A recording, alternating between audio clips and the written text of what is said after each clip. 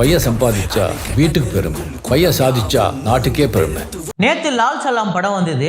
இந்த படத்தோட முதல் நாள் வசூல் ஒவ்வொரு ஸ்டேட்லையும் எவ்வளோ கலெக்ட் பண்ணியிருக்கு, இந்த படம் வந்து டோட்டலாக வேர்ல்டு வைடு எவ்வளோ கலெக்ட் பண்ணியிருக்கு அப்படிங்கிறத இந்த வீடியோவில் தெளிவாக பார்ப்போம்.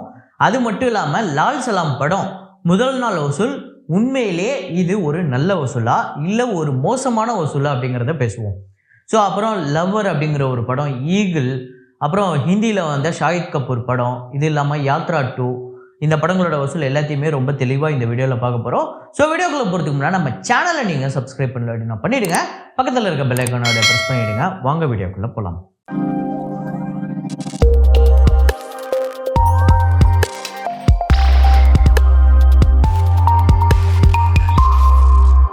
நேற்று வீடியோவில் நான் ஒரு ஃப்ரேம் ஒன்று வச்சுருந்தேன். அதை நிறைய பேர் கரெக்டாக கெஸ் பண்ணியிருந்தீங்க. அது என்ன ஃப்ரேம், என்ன படம் அப்படிங்கிறத பார்த்துட்டு வாங்க.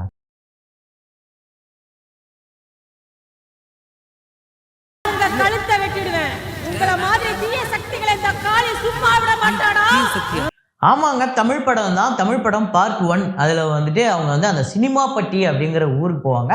அங்கே போனால் ஒரு சிலை வந்து இவங்களை வந்து பயங்கரமாக மிரட்டும். ஐயோ ஐயோ, நான் வந்து கொஞ்சம் நல்லவன், இவன் வந்து ஓரளவுக்கு நல்லவன் அப்படின்னு சொல்லிட்டு நம்ம சிவா சொல்லுவார். நல்லாயிருக்கும். அது வந்து ஒரு படத்துக்காக செட்டு போட்டது அப்படின்னு சொல்லுவாங்க. என்னடா இது அநியாயம் பண்ணுறீங்க. ஸோ பயங்கர ஒரு ஸ்பூஃப் படம். அதை கரெக்டாக கெஸ் பண்ண முதல் 5 பேர் விக்கி, ட்ரெண்ட்ஸ் லவ் பீட்ஸ் அப்படிங்கிறவங்க, அப்புறம் ராஜா, யூசர் அப்படிங்கிறவங்க, அவங்க பேர் தெரில, அப்புறம் ஆல் டைம் பிளாக் பஸ்டர். இதில் நிறைய பேரோட பேரே இல்லை. ஸோ ராஜா, விக்கி இந்த 2 பேரை தவிர மீதி பேர் அவங்க பேர் தெரில. ஆனால் கரெக்டாக இவங்க தான் கெஸ் பண்ணியிருக்காங்க. அவங்களோட ப்ரொஃபைல் நேம் இதெல்லாம். ஸோ இன்றைக்கி ஒரு ஃப்ரேம் ஒன்று வச்சுருக்கேன், அதை கெஸ் பண்ணுங்கள் என்ன படம் அப்படிங்கிறத கமெண்ட்டில் போடுங்க.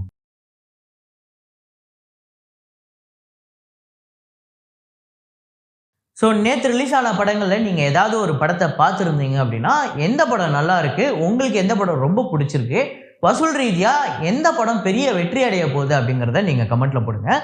ஸோ நம்ம வசூலுக்குள்ளே போயிடலாம். ஹனுமன் அந்த படத்தோட டே 29 கலெக்ஷன் இந்தியாவில் வந்து 49 லட்சம், வேர்ல்டு வைடு 55 லட்சம் வந்து வசூல் பண்ணியிருக்கு.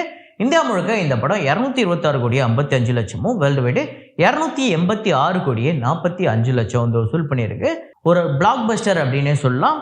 அப்புறம் ஃபைட்டர் அந்த படத்தோட டே 16 இந்தியாவில் வந்து 1 கோடியே 48 லட்சம், வேர்ல்டு வைடு 1 கோடியே 72 லட்சம் வந்து வசூல் பண்ணியிருக்கு. ஒரு நல்ல வசூல் தான். 16வது நாள் நிறையா படங்கள் வந்திருக்கு. 225 கோடியே 9 லட்சம் இந்தியாவில் டோட்டலாகவும், வேர்ல்டு வைடு 313 கோடியே 21 லட்சம். அப்புறம் யாத்ரா 2 இந்த படத்தோட டே 2 கலெக்ஷன் டே 1 பார்த்திங்க அப்படின்னா ஒரு 3.5 கோடி கிட்ட வந்தது. அதுவே நம்ம ரொம்ப கம்மியான கலெக்ஷன் சொன்னோம். இப்போ டே 2 எவ்வளோ வந்திருக்குன்னு பாருங்கள். ஆந்திரா தெலுங்கானாவில் 96 லட்சம், வேர்ல்டு வைடு 1 கோடியே 21 லட்சம். ஸோ டோட்டலாக இது வரையும் 3 கோடியே 81 லட்சமும், வேர்ல்டு வைடு 4 கோடியே 64 லட்சம். ஆக்சுவலாக யாத்ரா 1 இருக்குல்ல, அதுவே பெரிய ஹிட்டாக, பெரிய பாக்ஸ் ஆஃபீஸ் ரீதியாக இது வந்து வெற்றி படமா அப்படின்னு கேட்டிங்கன்னா இல்லை, அதுவே ஒரு தோல்வி படம் தான். ஸோ ஒரு அரசியல் நோக்கத்துக்காக அவங்க எடுத்திருக்காங்க. ஸோ அவங்களோட பயோபிக்கு அதோட பார்ட் 2மே கன்ஃபார்மாக தேவை, அதையுமே எடுத்திருக்காங்க. ஆனால் இந்த படத்தோட பட்ஜெட் ரொம்ப பெருசு, 40 கோடி கிட்ட. ஆனால் இந்த படம் வசூல் பண்ணது டே 1 ரொம்ப கம்மி, டே 2 அதோட கம்மி. கிட்டத்தட்ட இந்த படம் நீங்கள் இப்போவே முடிவு பண்ணிக்கலாம் ஒரு டிசாஸ்டர். என்ன ஒரு முக்கியமான ரோலு நம்ம ஜீவாவுக்கு, இங்கேருந்து தமிழில் தான் அவருக்கு சரியாக எதுவும் கிடைக்கல. ஒரு நல்ல நடிகர், அருமையான நடிகர், கரெக்டாக ஒரு படம் கிளிக் ஆகி ஏதாவது ஒன்று போயிடுவார் அப்படின்னு பார்த்தா ஆக்சுவலாக எனக்கு ஒரு பர்சனலாக ஒரு ஃபீல் இருக்குது. ஜீவா வந்து ஒரு நல்ல நடிகர், அவருக்கு எதுவும் சரியாக கிளிக் ஆகலை. ஒரு முக்கியமான ஒரு ரோல் ஒன்று கிடச்சிருக்கு. ஆந்திராவோட சிஎம்மோட ரோல் அவர் பண்ணுறாரு. ஆனால் அது பாருங்கள் இப்படி டிசாஸ்டராக அமையுது. அப்புறம் மலையாளத்தில் நேற்று 2 படம் ரிலீஸ் ஆகிருக்கு. அதில் பிரேமலு அப்படிங்கிற ஒரு படம்.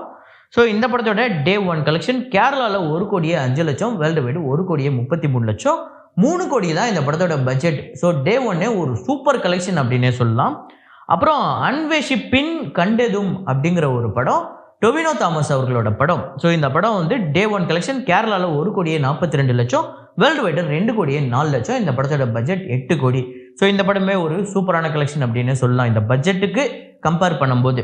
அப்புறம் தேரி பாத்தோன் மெயின் ஐசா உல்ஜா ஜியா அப்படிங்கிற படம் பெரிய டைட்டில் தான், சொல்கிறது கஷ்டமாக இருக்கும்னு தான் நினச்சேன். ஆனால் சொல்ல நல்லா இருக்கு. இந்தியாவில் வந்து இந்த படம் ஓப்பனிங் 8 கோடியே 4 லட்சம் வந்து வசூல் பண்ணியிருக்கு. ஓவர்சீஸில் 5 கோடியே 55 லட்சம், 13 கோடியே 59 லட்சம் இந்த படம் வந்து வேர்ல்டு வைடு கலெக்ட் பண்ணியிருக்காங்க. டே 1 75 கோடி இந்த படத்தோட பட்ஜெட்.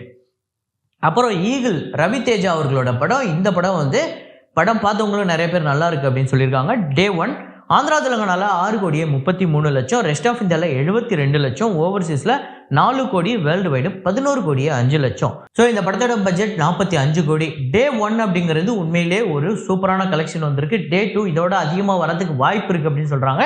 அதை நாளைக்கு வீடியோவில் தெளிவாக பார்ப்போம். இந்த படம் 45 கோடி பட்ஜெட்டு. அது மட்டும் இல்லாமல் இந்த படம் 22 கோடிக்கு தியேட்டர்கள் ரைட்ஸ் போயிருக்கு. ஒரு 40லேருந்து 45 கோடி இந்த படம் வசூல் பண்ணாலே ஹிட் அப்படிங்கிற அந்த வெர்டிக்டை பிடிக்குது இந்த படம். அப்புறம் ப்ளூ ஸ்டார் அந்த படத்தோட 16வது நாள் வசூல். இவ்வளோ படங்கள் ரிலீஸ் ஆகியுமே 8 லட்சம் இந்த படம் வசூல் பண்ணியிருக்கு. தமிழ்நாட்டில் பெரிய விஷயம். 9 லட்சம் வேர்ல்டு வைடு. ஸோ தமிழ்நாட்டில் இதுவரையும் 9 கோடியும், வேர்ல்டு வைடு 9 கோடியே 80 லட்சம். அப்புறம் வடக்குப்பட்டு ராமசாமி அந்த படத்தோட டே 8 தமிழ்நாட்டில் 24 லட்சம், வேர்ல்டு வைடு 26 லட்சம், 9 கோடியே 53 லட்சம் தமிழ்நாட்டிலையும், வேர்ல்டு வைடு 9 கோடியே 89 லட்சம். ஸோ ஒரு பெட்டர் அப்படின்னு தான் சொல்ல முடியும். ஒரு டீசெண்டான கலெக்ஷன் அப்படின்னு தான் சொல்ல முடியும். இப்போ இதுவரையும் பார்த்த கலெக்ஷனில் பார்த்தீங்க அப்படின்னா நேற்று ரிலீஸ் ஆன படங்களில் ஈகிள் வந்து ஒரு சூப்பரான கலெக்ஷன் எடுத்திருக்கு. ஒரு அருமையான கலெக்ஷன். டே 1, டே 2, டே 3, டே 4லாம் ஒரு நல்ல கலெக்ஷன் எடுக்கும் அப்படின்னு நம்ம நம்பலாம். அதே மாதிரியே யாத்ரா 2 ஒரு எதிர்பாராத ஒரு டிசாஸ்டர். ஸோ அவங்களுக்கு வேற ஒரு நோக்கம் இருந்தாலுமே சினிமா அப்படின்னாலே அது வியாபார ரீதியாக வெற்றி அடைஞ்சாதான் அது பெரிய வெற்றி அப்படின்னு நம்மளால் கணக்கே எடுத்துக்க முடியும். ஸோ வசூல் ரீதியாக இந்த படம் வந்து ஒரு மிகப்பெரிய தோல்வி படமாக அமைகிறதுக்கு வாய்ப்பு இருக்குது. டிசாஸ்டர்னா அல்ட்ரா டிசாஸ்டர் ஆகிறது கூட வாய்ப்பு இருக்குது. ஏன்னா இதுவரையும் இந்த படத்துக்கு ஷேர் வந்திருக்கதே ஒரு 2.25 கோடி கிட்ட தான் வந்திருக்கு. ஆனால் இந்த படத்துக்கு இவங்க எடுக்க வேண்டியது கிட்டத்தட்ட 50 கோடி கிட்ட இவங்க வந்து கலெக்ஷன் எடுத்தே ஆகணும். அப்படிப்பட்ட ஒரு கட்டாய சூழ்நிலை இருக்குது. ஏன்னா இந்த படத்தை விலை கொடுத்து வாங்கியிருக்காங்கல்ல, அவங்க சம்பாதிக்கணும்ல. அப்படிப்பட்ட ஒரு அல்ட்ரா டிசாஸ்டரை இந்த படம் சந்திச்சுன்னா ஒரு மிகப்பெரிய லாஸ் வந்து டிஸ்ட்ரிபியூட்டர்ஸ்க்கு வரும். அது எல்லாத்தையுமே இந்த ப்ரொடியூசர் தான் சரி கட்டுற மாதிரி வரும். ஸோ இப்போ நம்ம தமிழில் ரிலீஸ் ஆன லவ்வர், ஸோ மணிகண்டன் அவர்களோட படம். அந்த படம் பார்த்தீங்க அப்படின்னா டே 1 உண்மையிலே ஒரு நல்ல கலெக்ஷன் எடுத்திருக்கு. ஸோ எவ்வளோ அப்படின்னு பார்த்தீங்கன்னா தமிழ்நாட்டில் 77 லட்சம், 86 லட்சம் world wide. So good night அந்த படத்துக்கு அப்புறம் இவருக்கு வர படம். குட் நைட் ஒரு பெரிய ஓப்பனிங் இல்லைனாலுமே போக போக வந்தது. ஆனால் இந்த படத்துக்கு உண்மையிலே ஓப்பனிங் நல்லா இருக்குது. இந்த படத்தோட பட்ஜெட்டை கம்பேர் பண்ணி சொல்கிறேன். இந்த படத்தோட பட்ஜெட் ஒரு 5 கோடி. ஸோ இந்த படம் எவ்வளோ வியாபாரமாக இருக்குது, எவ்வளோ கலெக்ட் பண்ண வேண்டியது இருக்குது அப்படிங்கிறதெல்லாம் வரப்போகிற நாட்களில் பார்ப்போம். இப்போ லால் சலாம் அந்த படத்தோட டே 1 கலெக்ஷனை பார்த்துருவோம். தமிழ்நாட்டில் 4 கோடியே 5 லட்சம், ஆந்திரா தெலுங்கானாவில் 31 லட்சம், கர்நாடகாவில் 97 லட்சம், கேரளாவில் 21 லட்சம், ரெஸ்ட் ஆஃப் இந்தியாவில் 11 லட்சம், ஓவர்சீஸில் 3 கோடியே 65 லட்சம், வேர்ல்டு வைடு 9 கோடியே 30 லட்சம் இந்த படம் வந்து வசூல் பண்ணியிருக்கு. ஸோ நேற்று நம்ம கெஸ் பண்ண மாதிரியே அந்த 8, 9, 10க்குள்ளே வந்திருக்கு இந்த படம். ஸோ நேற்று புக்கிங் ஸ்டேட்டஸ்க்கு ஏற்ற மாதிரி கலெக்ஷனும் அதுக்கேற்ற மாதிரி தான் வந்திருக்கு. ஸோ இன்னைக்கு கூட ஓரளவுக்கு இதே மாதிரி ஒரு டீசெண்டான கலெக்ஷன். ஓகே, இது ஒரு டீசெண்டான கலெக்ஷனா அப்படின்னு கேட்டிங்கன்னா விக்ராந்த், விஷ்ணு விஷால், ஐஸ்வர்யா ரஜினிகாந்த் இவங்களோட படம் அப்படின்னா இது ஒரு டீசெண்டான கலெக்ஷன். இது சூப்பர் ஸ்டார் ரஜினிகாந்த் அவர்களோட திரைப்படம் அப்படின்னா இது ஒரு புவரான ஓப்பனிங். ஸோ அவர் கேமியோ, எக்ஸ்டெண்டட் கேமியோ, இல்லை 10 நிமிஷம் வராரு, இல்லை 1 நிமிஷம் வராரு அப்படின்னாலுமே இந்த படத்தோட போஸ்டர்லேருந்து ட்ரெய்லர்லேருந்து எல்லாத்துலேயுமே சூப்பர் ஸ்டார் ரஜினிகாந்த் அவர்கள் தான் இருக்கார். ஸோ நம்ம ஜெயிலர் அளவுக்கோ இல்லை அதுக்கு முன்னாடி வந்து பெரிய வசூலை வாரி குவிச்ச படங்களுக்கு ஈக்குவலாக நம்ம சொல்லலை. அதெல்லாம் வந்து ஓப்பனிங். இப்போ ஜெயிலர் எந்த அளவுக்கு ஓப்பனிங் வந்தது அப்படிங்கிறது உங்களுக்கே தெரியும். கிட்டத்தட்ட 90 கோடி கிட்ட வந்தது ஓப்பனிங் டே மட்டுமே. அதுக்கும் இதுக்கும் 10 மடங்கு கம்மியாக இருக்கே. ஸோ அதுதானே நான் சொல்கிறேன். நான் வந்து ஒரு கணக்கு ஒன்று வச்சுருந்தேன். சூப்பர் ஸ்டார் ரஜினிகாந்த் அவர்களோட படம்னா இது வந்து ஓப்பனிங் இந்த அளவுக்கு இருக்கும். சரி, ஓகே, இதில் கேமியோ பண்ணியிருக்கார். குறைஞ்சது ரஜினி சாருக்காவது இந்த படம் குறைஞ்சது டே 1 ஒரு 25 கோடியாவது வசூல் பண்ணும் அப்படின்னு நான் எதிர்பார்த்தேன். அதை வந்து உங்ககிட்ட நான் சொல்லுவேன் அப்படின்லாம் நம்பிக்கிட்டு இருந்தேன். ஆனால் இப்போ ரொம்ப கம்மியான வசூல் வந்திருக்கு. இது நான் மற்ற இடத்துல கம்மியாக வந்திருந்தா கூட பரவாயில்ல. ரஜினி சாரோட போஸ்டர், ரஜினி சாரோட ட்ரெய்லர், அவர் பேரை வச்சு ஒரு படம் வந்து தமிழ்நாட்டில் 4 கோடி தான் வசூல் வந்திருக்கு அப்படிங்கிறது ஒரு மோசமான ஒரு விஷயமா நான் பார்க்குறேன்.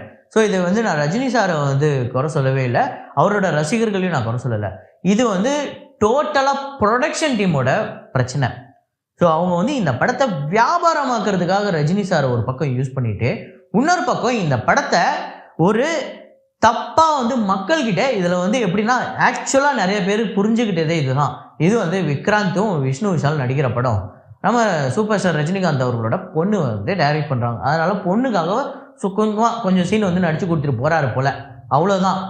இதுதான் நிறைய பேருக்கு புரிஞ்சிருக்கு, இதுதான் நிறைய பேருக்கு தெரிஞ்சிருக்கு.